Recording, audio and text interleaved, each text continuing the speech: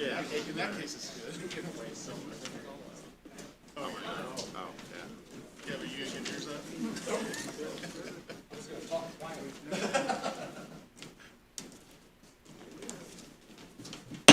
Okay, the February meeting of the Area Planning Commission will come to order. Can I have roll call, please?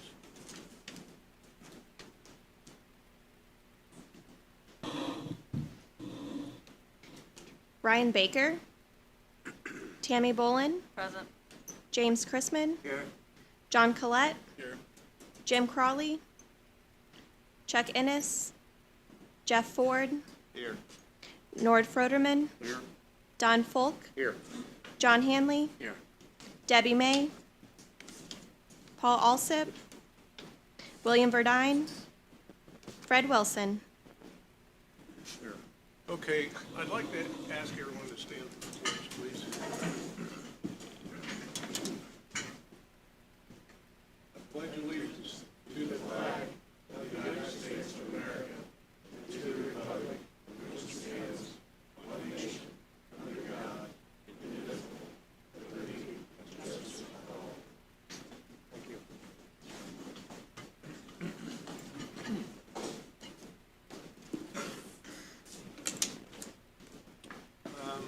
I'd just like to let everyone know that county commissioners wanted to appoint someone to be a planning commission representative in their place. And we've done some research and found out that just can't happen, so. Paul won't be doing that, so, anyway.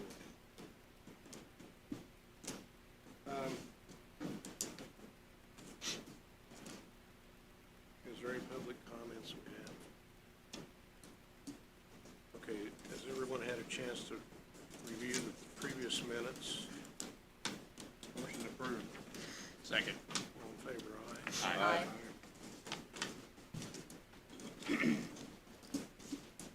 Okay,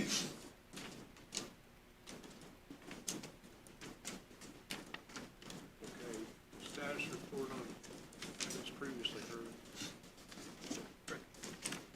Okay, we're good? Yes. Good evening. In addition to what I have submitted in writing, I just wanted to take a quick minute to thank everybody for working with us and adjusting their schedules to accommodate us. We can never predict what Mother Nature will do. Certainly it threw us for a loop this month. And whereas we would typically just recycle everything back to the following month, it was determined that we had some pressing matters that we should go ahead and attend to. And we wanted to do so in a timely manner so that it could get to the appropriate legislative bodies in time. So we set it for a date and then had to move it again. So I just wanted to thank everybody again for working with us to make this happen and so that we could get the people's work done for them.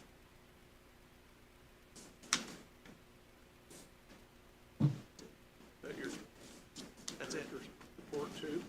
Mhm. Wow. Okay, do I have a motion to approve? So moved. Second, Second. favor aye? Aye. Thank you. Did we do anything on plat committee? We did something this month, didn't we? No? None received this month. Okay. I'll have one for next month. Any communications that we need to know about?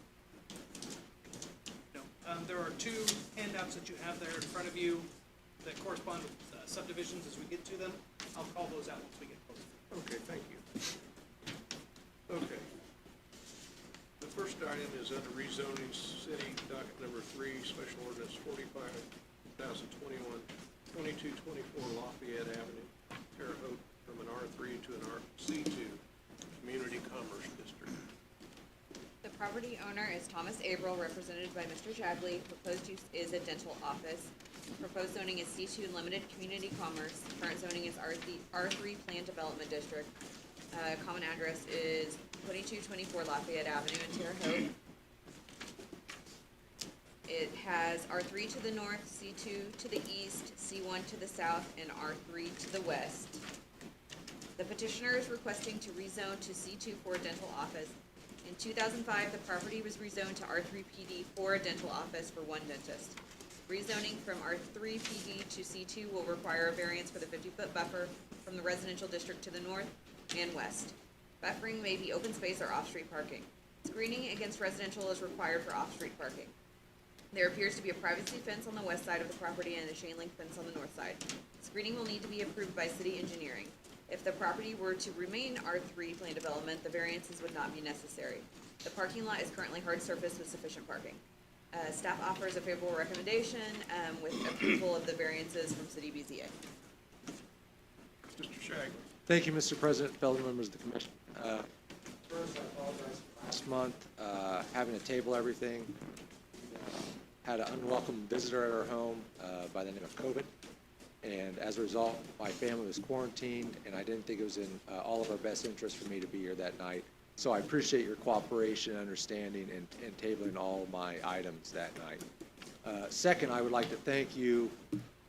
This was kind of a mess with last week's storm, having to switch the meeting around. I appreciate all of you who are here tonight. This is very helpful to, I think, all of us that our project to move forward. Another 30 days would have been difficult. Third, I'd like to welcome County Councilor Wilson. She must have heard from others the magic that I present at these meetings and wanted to come see it for herself live. Is that what it is? That's what? Okay. So now, why I'm here tonight. I'm here tonight representing the petitioner, Dr. Averill, with regard to the property at 224 Lafayette Avenue in Terre Haute. As stated, we're here tonight asking this property to be rezoned from R3 plan development to C2. In 2005, my father was here in front of you, and at that time, that was more of a residential area, and I think that's why the plan development was chosen to kind of, like all plan developments, if it doesn't work out, it goes back to residential. Now, as you're aware, Lafayette's being updated and improved. That's going to be a commercial thoroughfare, and Dr. Averill is just wanting to be prepared for that. So as a result, we're here tonight asking for it to be rezoned to R2. The information in your packets, as stated, the staff report gave a favorable recommendation. If you have any questions, I'd be happy to answer them. Okay, any questions for Mr. Shagley? I don't believe there's anyone speaking in opposition. Move for favorable recommendation. Motion, do we have a second? Second. All in favor, aye? Aye. Motion passes. Thank you very much. Thank you. The next item is docket number 4, Special Ordinance 46, 2021, 916 Kushner Ave Street, Terre Haute, Indiana, from an R1 to an R3 General Residence District. The property owner is Wires Only LLC, represented by Mr. Shagley. Proposed uses, it currently has 3 residential units. Proposed zoning is R3 General Residence District, currently zoned R1 Single Family Residence District. Location is 916 Kushner Street. It is R1 to the north, R1 and R2 to the east, R1 to the south, and R1 to the west. The petitioner is requesting to rezone the property to R3 General Residence District for 3 existing units on the property. The petitioner states on the application that no further construction will occur. Since the petitioner states that South 10th Street is the front of the property, it appears they meet setbacks. The unit facing South 10th Street will need a 10th Street address rather than Kushner. The listed floor area ratio for the area is 0.5, which does not allow R3 density. A variance will be required, and they did get that variance last Wednesday. And they did state that the dwelling unit size is 460 square feet per unit, and they got a variance for that as well. The 3 units are each 1 bedroom, which will require a total number of 5 parking spaces. Actually, the site plan does show 5 parking spaces, so they didn't need a variance for that. And they did get a variance for hard surfacing. They would need to show a stormwater drainage plan to be approved. As the site plan shows parking, the vehicles would have to back out onto Kushner Street, which would also require a variance, which they also got. So they got city approval for all of the variances they needed. And they do need to get city approval for a stormwater drainage plan. Mr. Shagley. Thank you, Mr. President, fellow members of the commission. My name is Richard Shagley. I'm with the Wright, Shagley & Lowry. Tonight, I'm here on behalf of the petitioner, Wires Only LLC. They are the current owner at 916 Kushner Street here in Terre Haute. This is a pre-existing 3-unit property.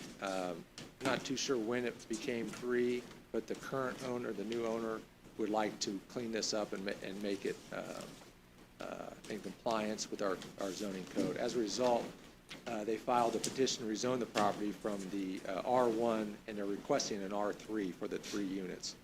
As stated, part of the original issues that the staff at the area plan office had were regarding the variances that she mentioned. The variants were heard last week, and they were all approved. So I feel like we've met those conditions. If you have any questions, I'd be happy to answer them. Any questions for Mr. Shangle? I don't believe there's anyone speaking in opposition. We have a motion. Motion approved. Second. Favor aye. Aye. Motion passes. Thank you very much. Thank you. Okay, the next item is docket number 8, Special Ordinance 1, 2022, 1902 North First Street, from an R2 to a C2 Community Commercial District. The property owner is Innovative Communication Solutions, represented by Mr. Lynn. Proposed use is future expansion or expanded parking. Proposed zoning is C2 Limited Community Commerce District. Current zoning is R2 Two-Family District. Common address is 1902 North First Street. It is R2 to the north and east and west, and C2 to the south. The petitioner owns this property as well as the property to the south, which is 1904 North 4th Street, where the business is located. They are requesting to rezone the property to C2 to match the zoning of the adjacent parcel and resolve the required 50-foot buffer to residential zoning. Residential zoning exists to the west of the property, but it is located in the regulatory floodway, and new residential structures are not allowed in the regulatory floodway per Indiana code. Regardless, the petitioner has filed for a variance to the buffering to bring the zoning into compliance, and they were granted that variance last Wednesday. The petitioner states that the property will be used for a potential expansion of the existing business or expanded parking. Hard surfacing will be required. The staff offers a favorable recommendation with following conditions: approval of the variance by the Board of Zoning Appeals, which they did get. Mr. Lynn? Jeff Lind, Lind Law Firm, what she said. My client is here. He has an existing business, as they stated.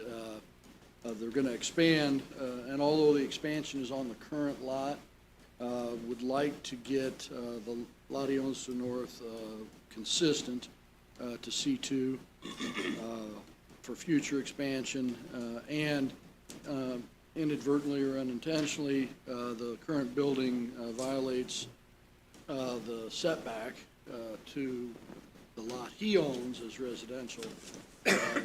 Gets it rezoned C2, it's no longer in violation, and is open for his future expansion. Okay, any question? Planning Commission? I don't believe there's anyone speaking in opposition. Do I have a motion? Move for favorable recommendation. Second. In favor, aye. Aye. Passes. Thank you very much. Thank you. Next item is docket number 7, file 3, 2022. There, 2 lot. The property is frontage along Keegan Road, commonly associated with 4114 Keegan Road. More specifically, Lot 1 is southwest of the existing home, which will become Lot 2. 3.01 acres. Surveyor is Mr. White. The applicant is requesting to subdivide the 3.01 acres to separate the existing residential dwelling from the surrounding acreage. A second lot to the southwest will be created for residential use. The property is zoned RS. Health Department is still reviewing the petition. Public water is available. It is not in a flood zone. Lots exceed the minimum lot size requirement. Keegan Road is considered local level. There is an accessory structure labeled shed on Lot 1 that is in the rear setbacks. If the shed is a permanent structure, then it will need Board of Zoning Appeals approval to remain. If it's just a temporary structure, it will not need Board of Zoning Appeals. The approval of this plat is contingent upon it being recorded within 90 days. So we do offer a favorable recommendation with the following conditions: road cut permit if needed, BZA approval for the shed if needed, as well as health department approval, which is still needed. You do have a letter of remonstrance there in front of you, dated at the top of January 21st, from an property owner, Alice Quinlan, actually in favor of it. saying that there hadn't been any new construction in her neighborhood in years, and she can't think of any good reason why this is not a good use of the land. Okay, is anybody representing this petition?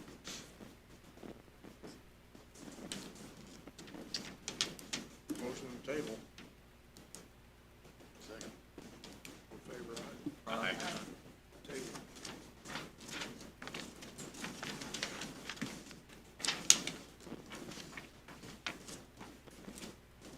Next item is under subdivision major, docket number 9, file 4/2022, Shiva. On this particular case, independent analysis from multiple sources have reported an overlap with a neighboring property boundary. So we would request the subdivision be tabled to allow for the overlap to be reviewed. So moved. Second. All in favor, aye. Aye. That was the second handout you had there, was a statement from, yes, from independent counsel as well as from an independent surveyor. Okay.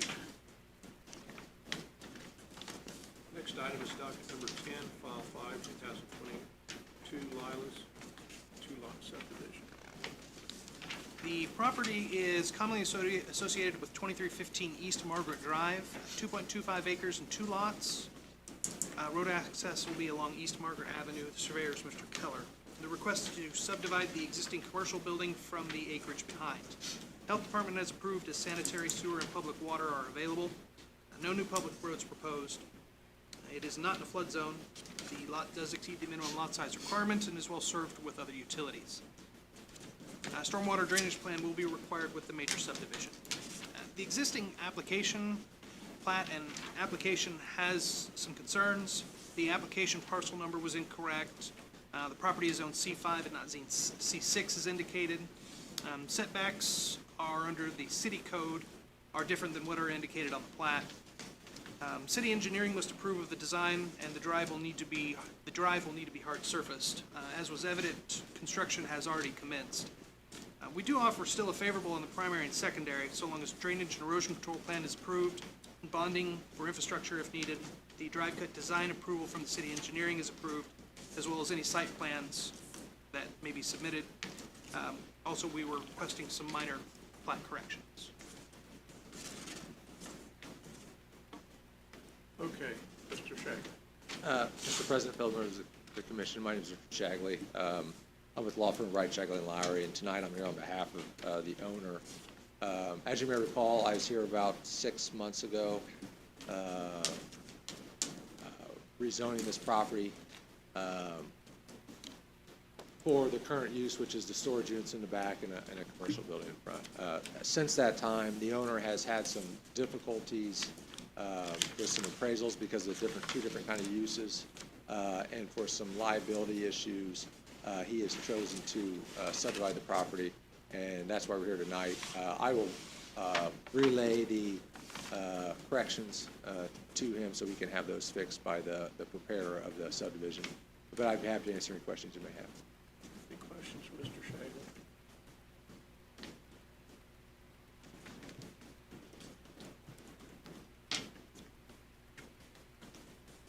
We need a motion.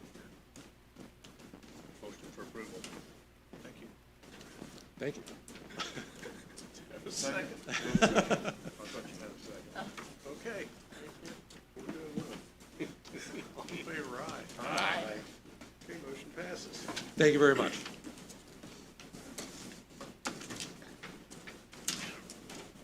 Once you guys all left, there for Okay, the next thing is County General Ordinance Docket 14, General Ordinance 1, 2022, amend the Unified Zoning Ordinance of Vigo County. Yes, UZO 1-22 is an amendment to the Unified Zoning Ordinance for Vigo County. The amendment was requested by the Vigo County Commissioners and authored by area planning staff. UZO 122 is an attempt to impose new regulations related to the locations of tattoo parlors in Vigo County. The ordinance is split basically into 3 sections. Section 1 repeals the ordinance enacted in 1999, which was Amendment 1012 of 99. It then outlines the location where tattoo parlors may legally be established.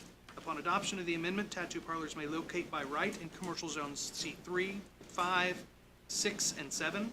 A special exception approval from County Board of Zoning Appeals will be needed for location in a C2 Community Commercial District and C4 Neighborhood Commercial District or C8 Central Business District. The only zone excluded is C1 Neighborhood Commercial District. Existing procedure is the ordinance really has no definition of what a tattoo is or what tattoo parlors are. Currently, a tattoo parlor may only be located in the C2 Community Commercial District with a special exception. Further, it may not be located within 500 feet of any residential use, religious use, and school or child care facility. We offer a favorable recommendation on it because periodically it's warranted to review the problems encountered during implementation of the ordinance. The review process shall be open to the public and shall be held during a meeting advertised at least 10 days in advance. The Area Plan Commission then shall submit a recommendation determined by its review to the appropriate legislative bodies for their consideration. And as I was the person who authored this, I'll be happy to answer any questions you might have. Okay, so tonight, we really don't need to take any action. The commissioners would prefer if you did, but you could table it if you chose to. Okay, so you're gonna take it from here to the other legislative bodies? No, as it's authored, and I'll flip to that page and read you what I wrote in there. So if you go to section 3, which is right above the signatures there, the ordinance shall be in effect within the unincorporated areas of Vigo County upon its adoption by the Board of Commissioners of the County of Vigo as provided in Indiana Code.